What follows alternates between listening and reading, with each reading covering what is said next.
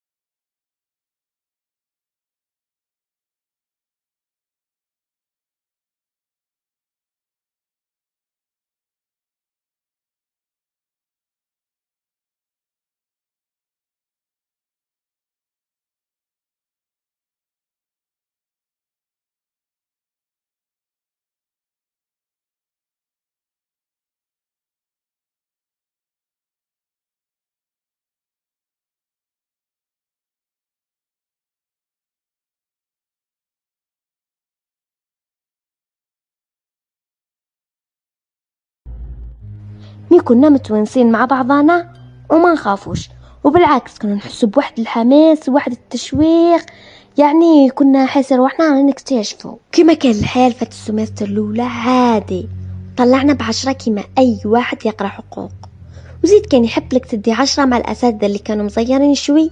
اما السمستر الدوزيام ما قدرناش نطلعوها ل10، ودخلنا للراتراباج.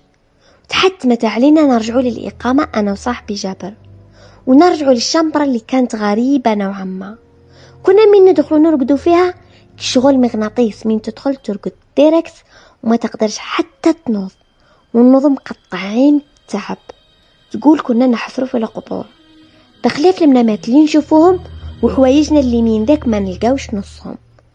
المهم النهار هذاك اللي رجعنا فيه للإقامة على أساس قدوة عندنا راتراباج نشفع على هذاك النهار كما اليوم. كان نهاية شهر جويليا وبداية شهر أوت، وقتها ما كان حتى واحد نعرفه في هذيك الإقامة أبار جابر صاحبي واحد آخر كان في بلوك خلاف، وكان كاين طفل واحد آخر يبان يقرأ ماستر، يبان كبير شوي، كنت نشبهو نتاع البرج. كنت أنا وصاحبي جابر دايما نقولوا هذاك البراجي من نقولوا نحكوا عليه. وفي هذاك البلوك اللي كنا فيه ما كانوش فيه بزاف ناس، كنا كامل في 5، انا وصاحبي جابر وهذاك الطفل البراجي اللي حكيت لكم عليه. كانوا كاينين زوج من الصحراء الغربيه ساكنين في الرتشوسي، اصلا ما كناش نحكوا معاهم بزاف. كان مقابلنا واحد البلوك اسمه بلوك الاشباح.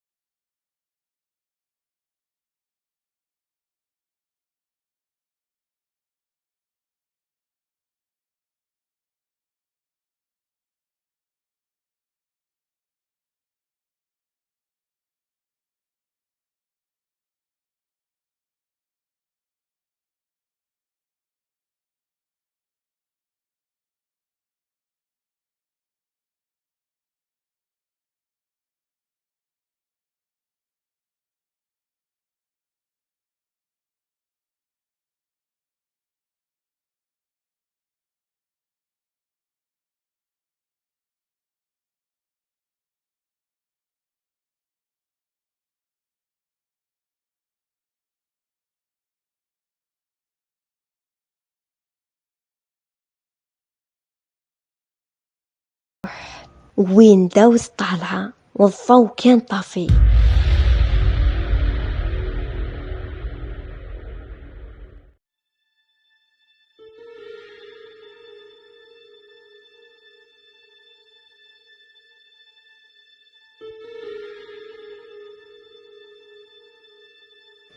قلت بالك جابر صاحبي، ومن بعد تفكرت صاحبي خلى عندي المفتاح وخرج وسكر البيسي.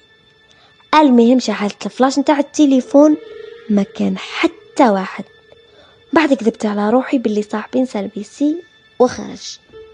المهم قلت سور صاحبي هو اللي نسى مفتوح، ما لقري كنت متأكد انه كان مسكر. قلت معليش، نص سكرته ورجعت لبلاصتي.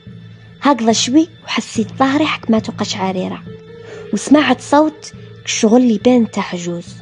بشوف الساعة نلقاها 2:30 نتاع الليل. هنا مت بالخوف. سيرتو من كنت وحدي، وزيد هذاك الوقت كنت صغير والقلب مازال ما بردش كيما فوق.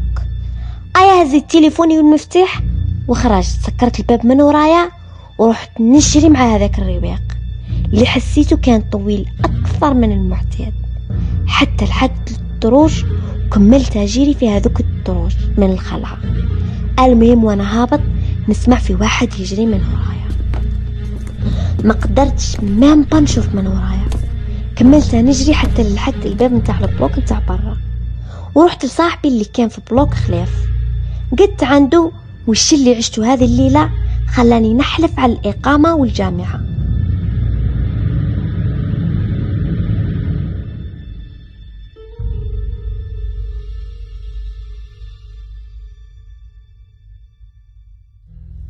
الغدوة من طلع النهار رجعت لشنبرتي على أساس نسقشي ونروح ديريكت للدار. مي كنت متردد شوي.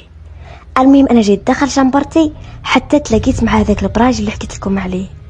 شافني داخل الشنبرة قاعد يخزر فيا، من بعد قال لي ترقد هنا. قلت له ايه. قال لي انت سنة أولى. قلت له ايه. كي شغل شفته تخلع، من بعد بدا يقول لي نورمال ترقد هنا وما صرالك والو. قلت له عليه.